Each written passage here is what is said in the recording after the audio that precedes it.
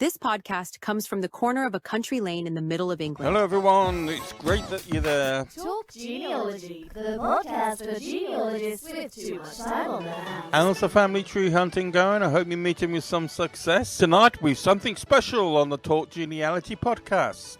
The Talk Genealogy podcast looks at different techniques and interesting sources for family historians. Or perhaps a discussion about early genealogists, the pioneers of our science. Sometimes we look at how a famous character in history shows us something particular about genealogy. But hey, most of the time we talk about whatever comes into our head, building an audio library for genealogists with too much time on their hands. You know, over the coming months, we're going to do something just a little bit different.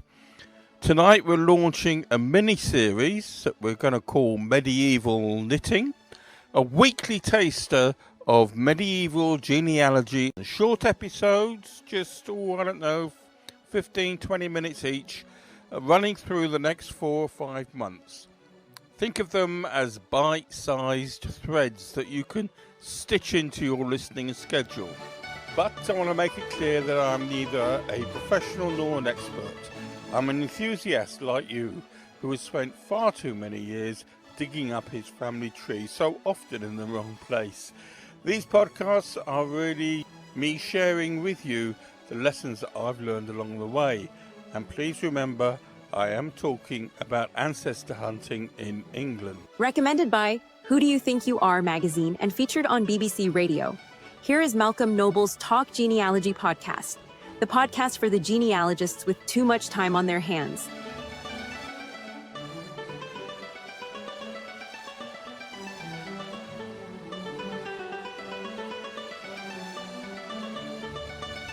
Here is your presenter, Malcolm Noble.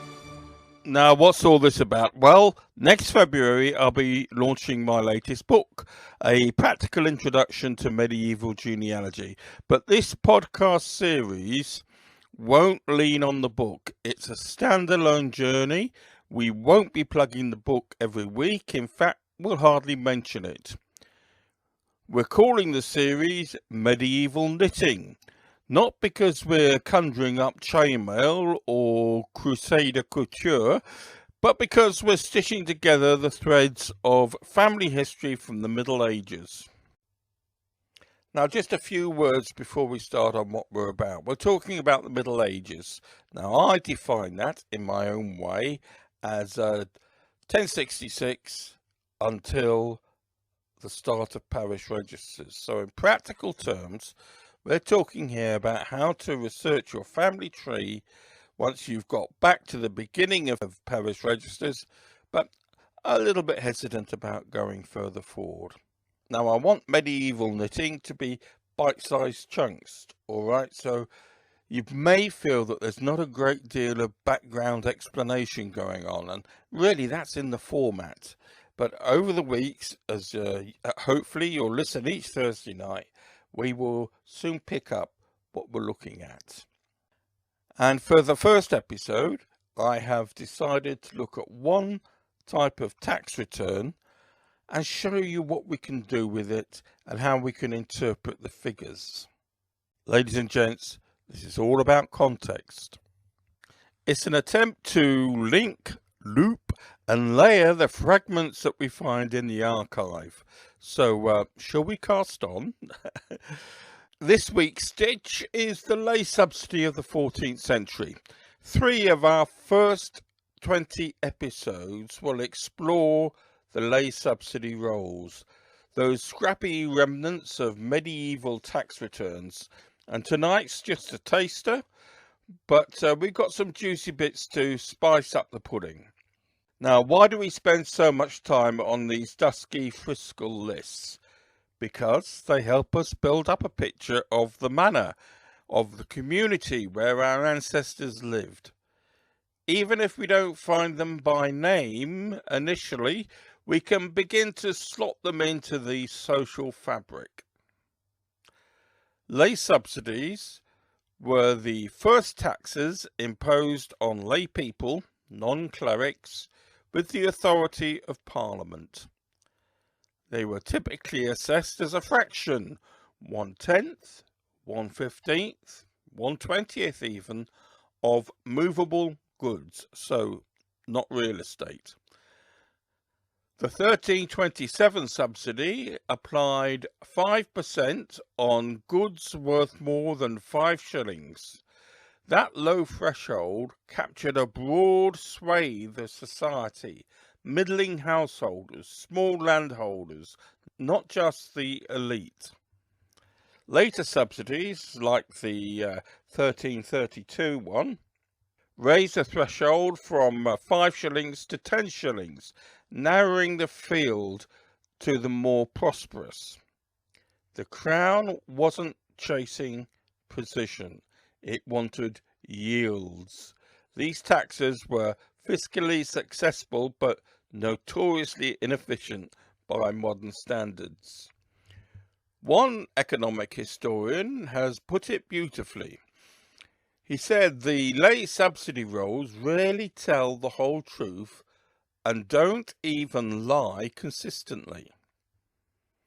Nevertheless, they represent a picture of some kind of reality seen through a lens whose reflective index we can try and measure. In other words, they're imperfect, but they're not useless. So let's begin by what survives and what we can usefully use. The medieval records of this tax return fall into 3 types.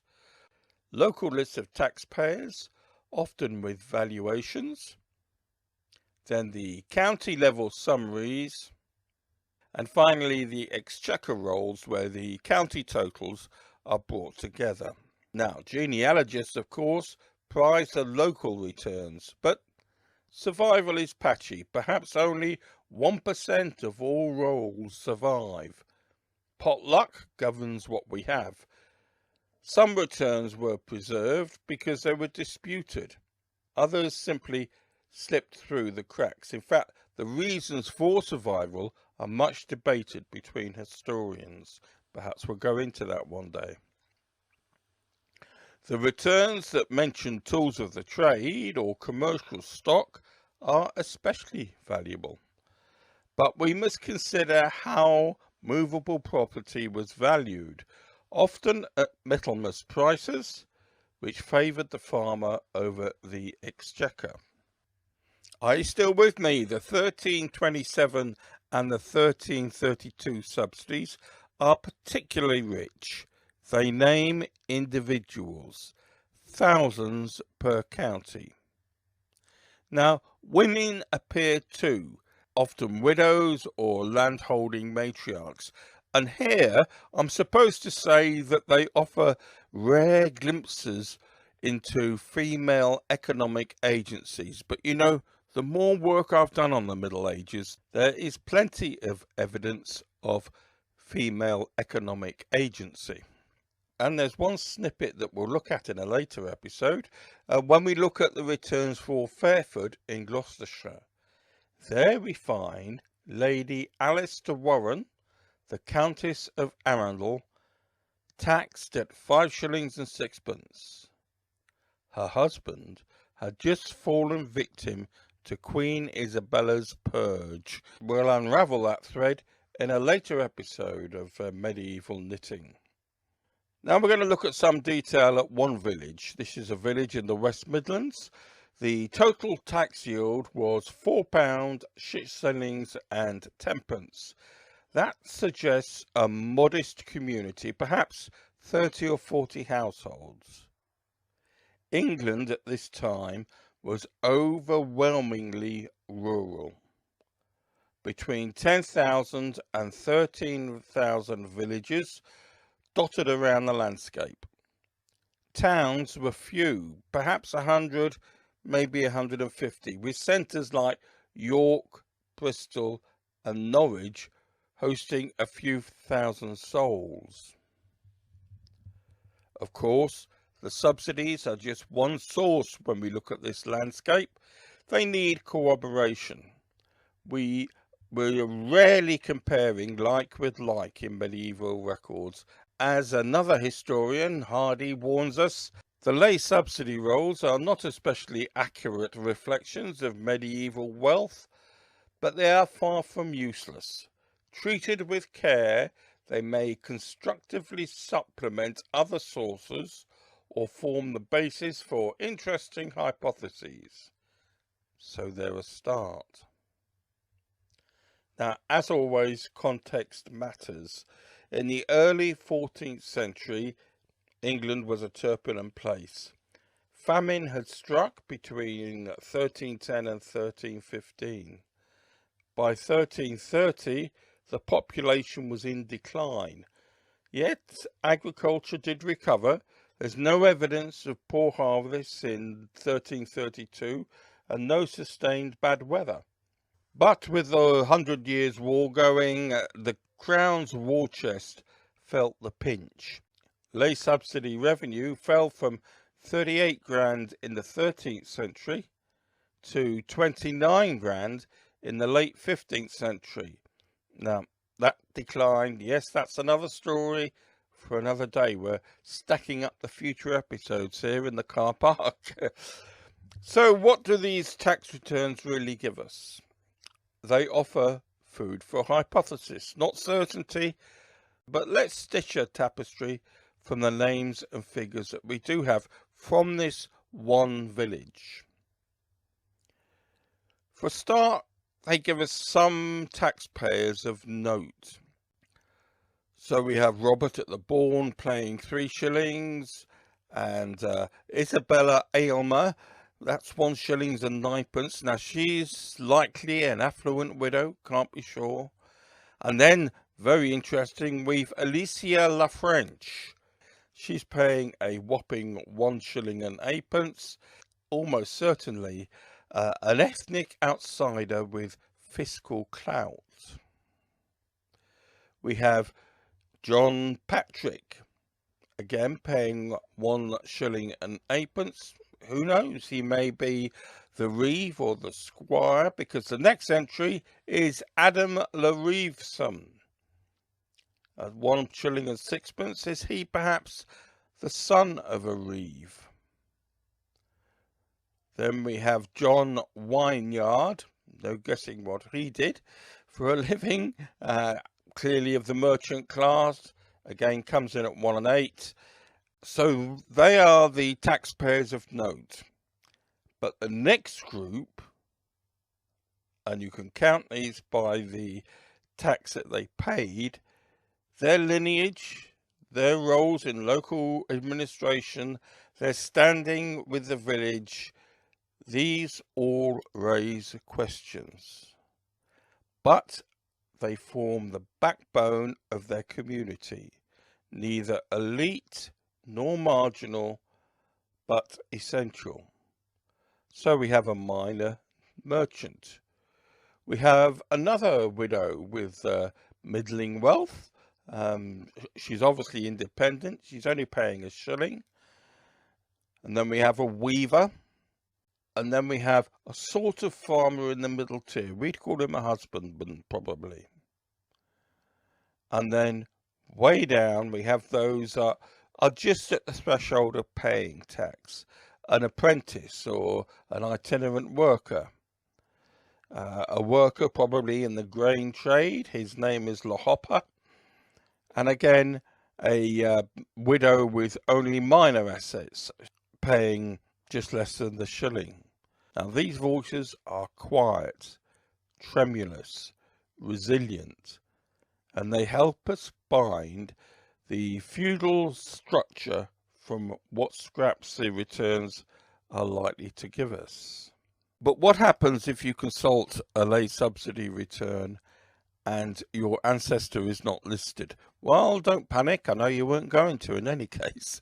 One source cannot stand alone. We always need to cross-reference with other sources when we're talking about medieval genealogy. Remember that the knights and clerics and the impoverished weren't taxed at all. Not in this form, at least. So your ancestor may also have been absent on legitimate business, Or he may have been evading the levy, making sure that he wasn't in the village when the assessors called. But a little bit of imagination helps. There's two wonderful studies that I want to draw your attention to. The first one was by a lady with a Nordic name, Ingrid Hartstead, I think. She's written on medieval English nicknames in the lay subsidy role. Search for it on the web, it's well worth looking at. And then Professor Michael Aston, now we all know Mike Aston, don't we? He did one on deserted farmsteads on Exmoor in the lay subsidy of 1327. Both of these studies show that no pedigree, no single fact can be understood without its historical setting. The 14th century was turbulent, fractious, and often devastating. So let's keep knitting, shall we, one at a time? My name is Malcolm Noble, and if you've enjoyed tonight's podcast, then you are the genealogist with too much time on your hands. Medieval Knitting will be posted each week, leading to the launch of Malcolm Noble's Practical Introduction to Medieval Genealogy. Thanks to Freeze Effects for the music, and Momna Yunus and Emily Brooks for the voiceovers. This podcast comes from the corner of a country lane in the middle of England. I want to thank you for listening to tonight's episode and wish you all the best with your family tree hunting. Good night to you, and thanks for listening. Malcolm Noble has written a practical introduction to medieval genealogy, over 400 pages, covering the sources, their history, and important chapters on evaluation and analysis of evidence, scaling research pathways, and much, much more. Order your pre-publication copy now from Malcolm.